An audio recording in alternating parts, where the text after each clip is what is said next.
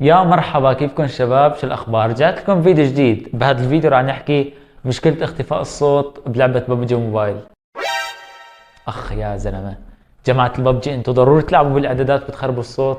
بس يلا لعيونك، لعيون المتابع اللي بعت لي بالتعليقات، راح نعمل لك أحلى فيديو. بس حط لنا لايك، ما أنا خسران شيء يا حبيبي. حط لنا لايك يا زلمة، شو عم نشحد احنا؟ يلا أعطينا الانترو.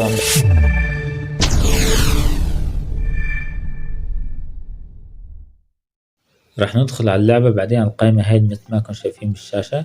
إذا ما عرفت كيف توصل لهي القائمة، طفي نت الجوال راح توصل لها. بعدين راح تروح على خيار الإصلاح، بعدين على إصلاح روتيني، وإذا بدك تختار الخيار التاني مشان تعمل هذا الإصلاح. بس ملاحظة، احتمال تفقد الموارد تبعك، مو كلها، نص الموارد احتمال تروح. بعدين راح تضغط على خيار موافق. بعد ما ضغطت على خيار موافق، تابع معنا الفيديو لحتى نفوت للعبة من جوا ونعرف شو بدنا نعمل. رح نتوجه هلأ من خلال اللعبة على إعدادات اللعبة.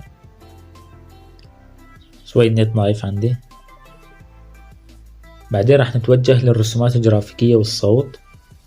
بعدين رح نروح على إعدادات الصوت. إذا كان جهازك بيدعم الإعدادات الفائقة حطه فائق، وإذا كان مرتفع مرتفع، وإذا كان منخفض منخفض. مثل ما انكم شايفين جهازي ما بيدعم المرتفع.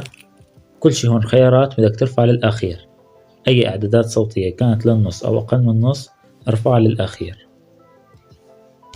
وبعد ما رفعت هاي الإعدادات كلها للأخير راح تنحل معك المشكلة. ولهون بكون وصلنا لنهاية هذا الفيديو.